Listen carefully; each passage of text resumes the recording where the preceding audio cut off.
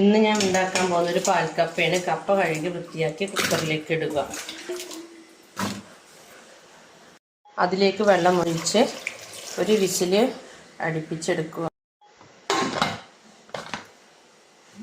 കപ്പ വെന്ത് വരുമ്പോഴേക്കും 6 ചെറിയുള്ളി, 2 പച്ചമുളക് മിക്സിയിൽ ചതച്ചെടുക്കുക. ഒരു തേങ്ങയാണ് ഞാൻ അതിലേക്ക് എടുത്തിരിക്കുന്നത്. അതിൻ്റെ 1/4 പാലും 2/2 പാലും എടുക്കുക. അപ്പോൾ കപ്പ വെന്ത് റെഡി ആയിക്കണം. ഇതിൻ്റെ വെള്ളം കളഞ്ഞു. നമുക്കിതൊന്ന് പൊടിച്ച് കൊടുക്കാം. ആവശ്യത്തിന് ഉപ്പും ചതച്ച് വെച്ച ഉള്ളിയും പച്ചമുളകും ഇട്ട് കൊടുക്കാം. ഇതൊന്ന് ഇളക്കി കൊടുക്കുക. എന്നിട്ട് 2/2 പാൽ ഒഴിച്ചു കൊടുക്കുക. വീണ്ടും 1/4 പാൽ ഒഴിച്ചു കൊടുക്കുക. നന്നായി ഇളക്കി കൊടുക്കുക.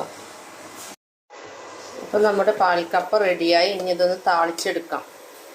ഇനി നമുക്ക് താളിച്ചെടുക്കാം.